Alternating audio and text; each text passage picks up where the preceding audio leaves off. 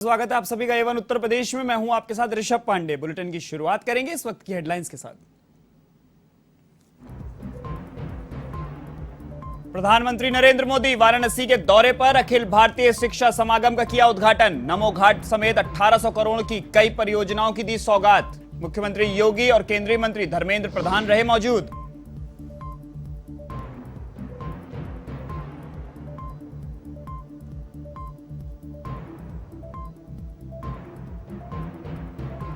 राष्ट्रपति चुनाव की हलचल तेज। शुक्रवार को उत्तर प्रदेश में प्रचार करेंगी द्रौपदी मुर्मू। विधायकों और सांसदों से करेंगी मुलाकात। मुख्यमंत्री योगी करेंगे अगवानी।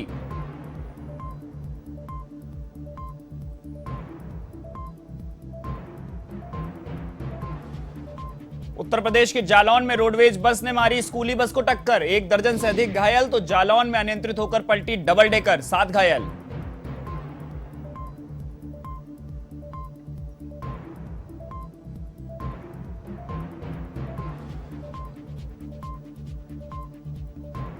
आजमगढ़ में दबंगों से परेशान दिव्यांगों ने किया अनूठा प्रदर्शन। कफन ओढ़कर किया कलेक्ट्रेट पर प्रदर्शन। भाई बहन की जमीन पर दबंगों पर कब्जा करने का आरोप।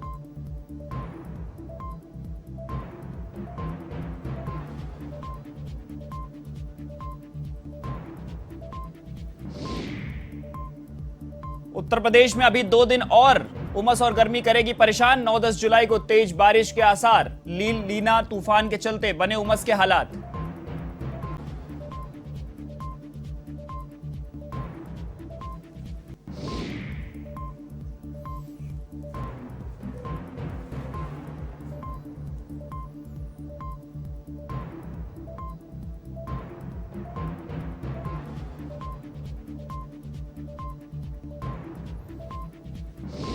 अब खबरें विस्तार से। प्रधानमंत्री नरेंद्र मोदी अपने संसदीय क्षेत्र वाराणसी के दौरे पर हैं। इस दौरे पर प्रधानमंत्री नरेंद्र मोदी अंतर्राष्ट्रीय सहयोग और कन्वेंशन सेंटर रुद्राक्ष पहुंचे। उन्होंने राष्ट्रीय शिक्षा नीति के कार्यान्वयन पर अखिल भारतीय शिक्षा समागम का उद्घाटन किया। इस दौरान उन्होंने कहा कि हम केवल डिग्रीधारी युवा तैयार न करें, बल्कि हमारे देश को आगे बढ़ने के लिए जितनी भी जरूरत हो वैसी शिक्षा हमारे शिक्षक उपलब्ध कराएं। इससे पहले उन्होंने कहा कि अक्षय पात्र किचन का उद्घाटन किया गया है। वाराणसी में तैयार किए गए विशालकाय अक्षय पात्र किचन में 1 लाख बच्चों को मिड डे मील तैयार किया जाएगा। अक्षय पात्र किचन में कई आधुनिक मशीनें लगाई गई हैं। इस किचन में लगी रोटियां बनाने की मशीन से केवल 1 घंटे में 40,000 रोटियां तैयार हो जाएंगी।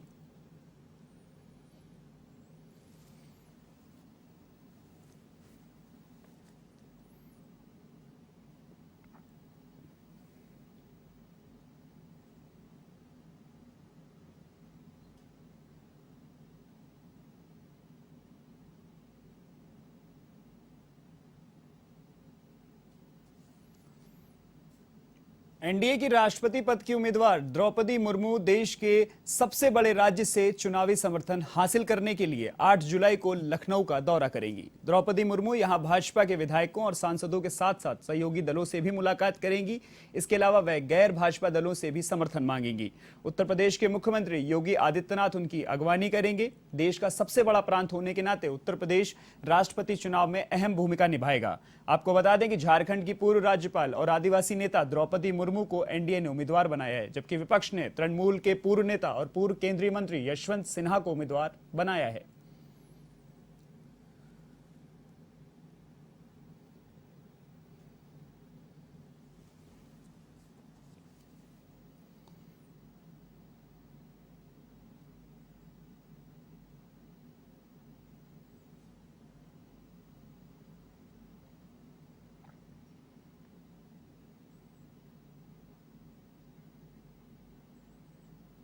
इधर लखनऊ में उप मुख्यमंत्री ब्रजेश पाठक और राज्य मंत्री मयंकेश्वर सिंह ने प्रेस वार्ता कर योगी सरकार के दूसरे कार्यकाल के 100 दिन पर सरकार की उपलब्धियां गिनाई।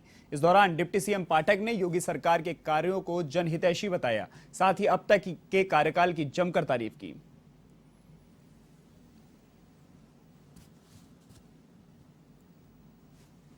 आज स्वास्थ्य विभाग एवं चिकित्सा शिक्षा विभाग के जो 100 दिन की उपलब्धियां हैं, जो लक्ष्य हमने तय किए थे,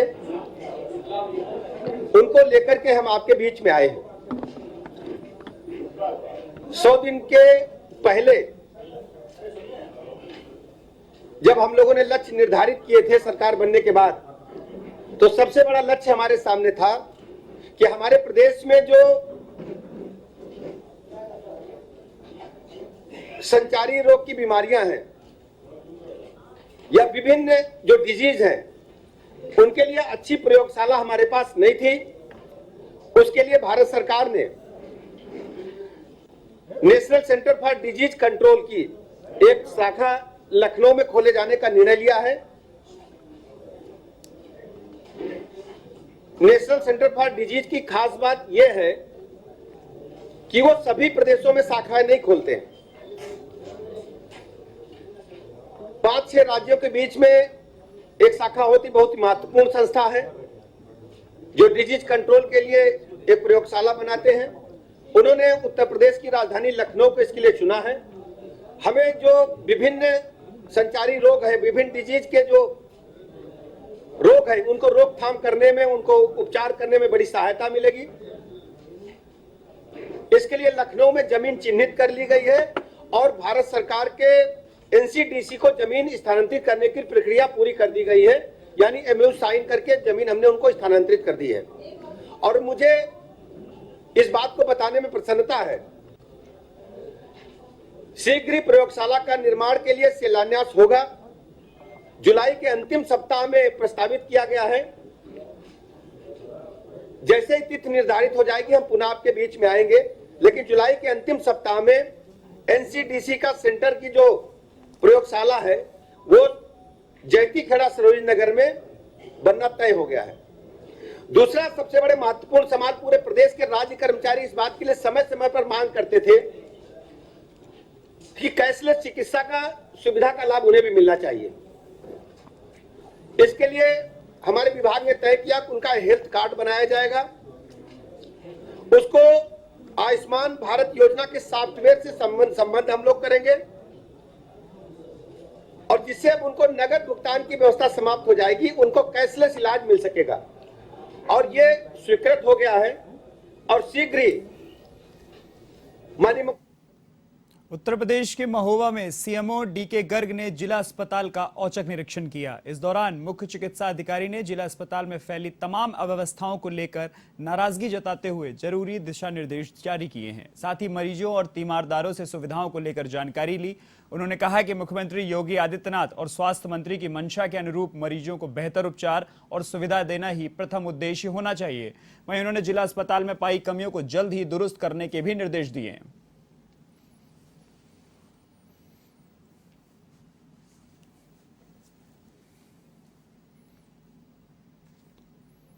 उत्तर प्रदेश के फतेहपुर जनपद से खबर है अब, जहां हथगाम कस्बे में व्यापारियों से मिलने पहुंची केंद्रीय मंत्री साध्वी निरंजन ज्योति का जोरदार स्वागत हुआ। इस दौरान व्यापारियों ने केंद्रीय मंत्री से नगर प्रशासन की शिकायत की। उन्होंने प्रशासन पर यूजर्स चार्ज के नाम पर नगर में धांधली का आरोप लगाया है। उन्होंने बताया कि यूजर्स चार्ज नहीं देने पर 5,000 से लेकर 10,000 के नोटिस चस्पा कर दिए जाते हैं। ऐसे में केंद्रीय मंत्रियों ने व्यापारियों का शोषण होने की जानकारी जिलाधिकारी को दी। साथ ही अधिशासी अधिकारी मोहिनी केशरवानी को जमकर फटकार लगाई। इस दौरान केंद्रीय मंत्री ने व्यापारियों से यूजर्स चार्ज नहीं लेने की बात कही।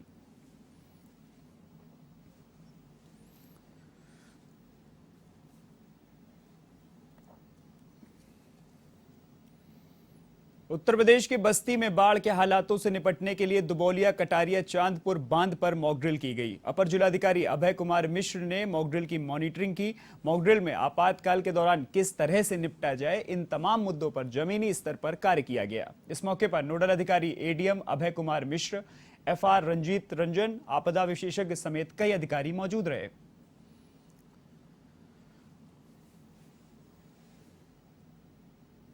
ये शासन के निर्देश पर एसडीआरएफ द्वारा जो है ये बाढ़ के संबंध में क्या क्या बचाव कार्य किए जा सकते हैं, किस तरह से किए जाएंगे, उसको ऑपरेशनल उन्होंने मॉकड्रिल किया। फिर अच्छा रहा इन लोगों का, जिसमें कि पार्टिसिपेंट्स में एसडीआरएफ की टीम थी, हमारी होमगार्ड की टीम थी, फायर ब्रिगेड की टीम थी और स्काउट एंड गाइड वाले बच्चे भी थे।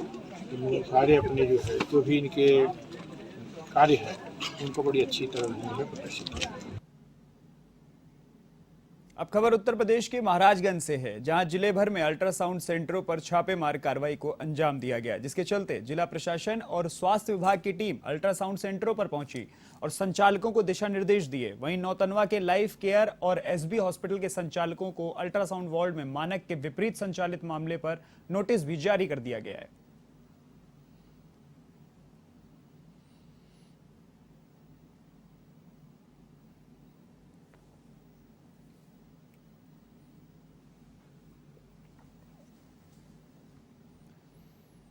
एक तरफ जहां सूबे की योगी सरकार भ्रष्टाचार को लेकर जीरो टॉलरेंस की नीति पर काम करने का दावा कर रही है, तो वहीं लखीमपुर खीरी में पीडब्ल्यूडी विभाग सरकार के दावों की हवा निकाल रहा है। दरअसल निघासन तहसील क्षेत्र की ग्राम पंचायत खमरिया से जसनगर संपर्क मार्ग पर लाखों की लागत से बनाई जा रही सड़क भ्रष्टाचार की भेंट चढ़ गई।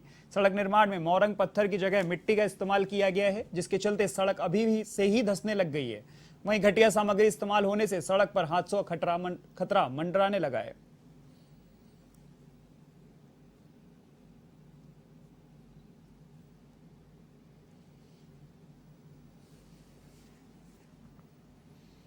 अब खबर उत्तर प्रदेश के फतेहपुर से है, जहां असोथर थाना क्षेत्र में नाबालिग छात्रा को गांव के ही युवक द्वारा बहला फुसला कर भगा ले जाने का मामला सामने आया है। ऐसे में पीड़ित परिवार ने पुलिस अधीक्षक से मिल न्याय की गुहार लगाई, साथ ही पॉक्सो एक्ट के तहत कार्रवाई करने की मांग की है। ऐसे में पुलिस पूरे मामले की अब जांच में जुट गई है।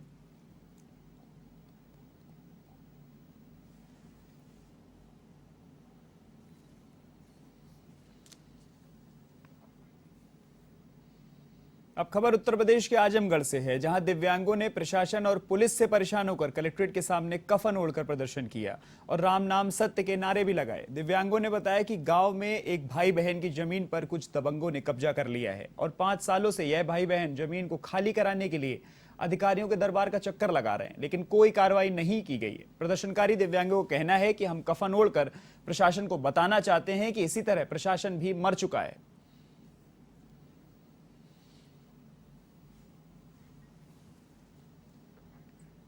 उत्तर प्रदेश के महोबा से है, जहां एक पत्नी ने शराबी पति से तंग आकर एसपी से न्याय की गुहार लगाई है। पीड़िता का आरोप है कि पति और ससुराली पक्ष के लोग उसे जबरन 1 लाख रुपए और चौपहिया वाहन की मांग कर रहे हैं, जिसे पूरा न करने पर आए दिन उसे प्रताड़ित किया जाता है।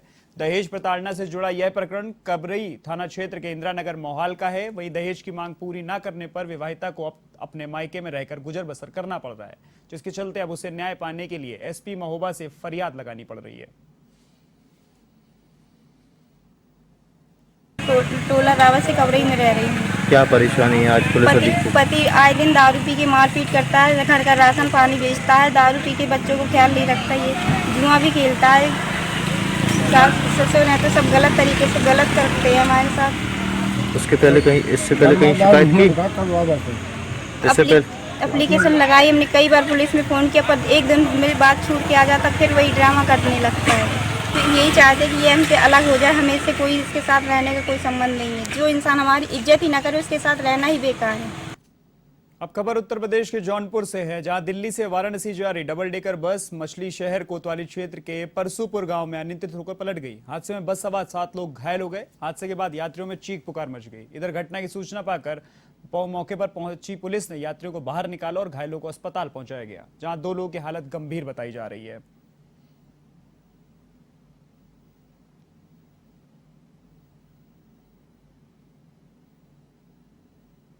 एक बस यूपी 78 FT 0573 प्राइवेट बस जो दिल्ली से वाराणसी यात्रियों को लेकर जा रही थी, जौनपुर इलाहाबाद मार्ग पर ग्राम परसुपुर के निकट अचानक पलट गई, जिसमें 6-7 यात्री घायल हुए। यात्रियों को उपचार हेतु एम्बुलेंस के द्वारा CHC मछली शहर भेजा गया तथा मौके पर क्रेन बुलाकर पलटी हुई बस को साइड में लगवा दिया गया है। यातायात सुचारू रूप से जारी है। कोई भी अभी तक किसी जानहानि की कोई सूचना प्राप्त नहीं हुई। ये बस में कितने यात्री सवार थे? बस में करीब 40 यात्री सवार थे। उत्तर प्रदेश के जालौन में यात्रियों से भरी रोडवेज बस ने सड़क किनारे खड़ी स्कूल बस को टक्कर मार दी। इस हादसे में रोडवेज बस में सवार करीब 1 दर्जन यात्री घायल हो गए। घटना के बाद यात्रियों में चीख पुकार मच गई। हादसे के बाद घायल यात्रियों को इलाज के लिए जिला अस्पताल में भर्ती कराया गया है। साथ ही हादसे की सूचना स्थानीय पुलिस को भी दी गई। इधर सूचना मिलते ही पुलिस मौके पर पहुंची। हादसे का कारण रोडवेज बस का ब्रेक फेल होना बताया जा रहा है। फिलहाल घायलों का अस्पताल में इलाज जारी है।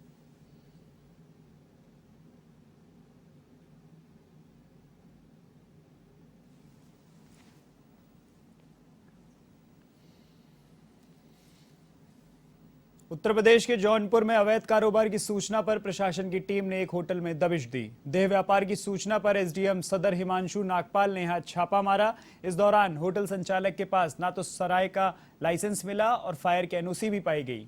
जिसके बाद होटल को सील कर दिया गया।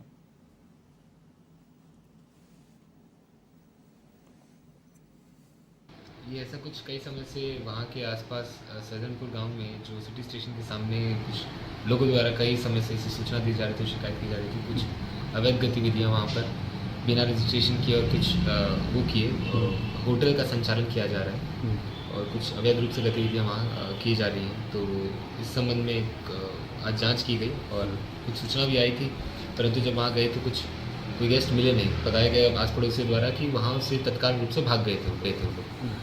तो जब जांच की गई तो ना तो वहाँ नक्शा स्वीकृत था उनका, ना सराय का लाइसेंस था, ना फायर की एनओसी थी और वहाँ होटल चलाया जा रहा था, इसलिए तत्काल रूप से वहाँ सील करा दिया। उत्तर प्रदेश में मानसून की रफ्तार सुस्त हो गई है। मौसम विभाग के मुताबिक बीते 24 घंटों में महज झांसी, मेरठ और वाराणसी में बूंदाबांदी हुई। अच्छी बारिश को लेकर लोग 3 से 4 दिन और इंतजार करना पड़ेगा। ऐसे में उमस और गर्मी बढ़ने का भी अंदेशा है। मौसम विभाग ने 9-10 जुलाई को तेज बारिश की संभावना जताई है। वैज्ञानिकों का कहना है कि ला लीना और मई में आए चक्रवात के असर से बारिश का सिस्टम नहीं बन रहा है।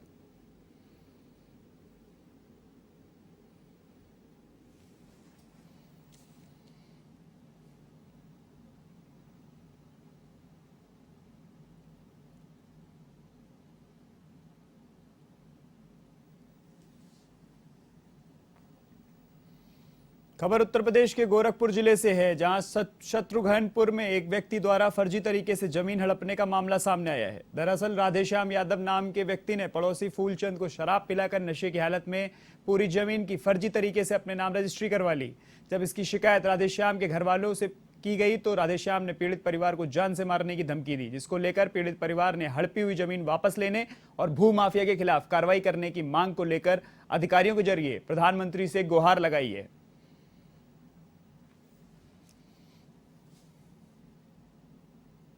घटना भइल रहल जैसे कि हमन के घरे रहे, हमको मालूम नहीं रहल हवे।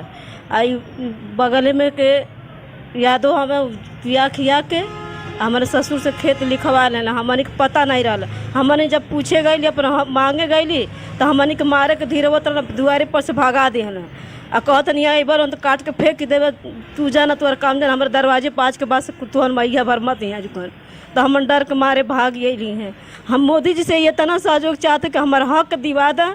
हमारे पास 2 लड़के बाटे, 2 गो बेटी, एगो बेटा बाटे, 2 लड़के हमारे देवर के बाटे, हम दोनों विधवा बाटे, हमन के कोनो सहारा नहीं बाटे। हमारे गांव के दबंग बाना सब पिया खिया के हमारे ससुर से खेत लिखवा लिया ना। खेत लिखवाने के बाद फूलचंद कौन दबंग है आपके वहाँ का? राम सकल नाम है। और दुआरे गैली सब कि हमन के खेत काहे लिखला, हमन के उते तो डंडा लेके मारा था ना, खदेरा था ना कि हमन खेत ना छोड़ो। पिया के बेमानी से खेत लिखौले बना।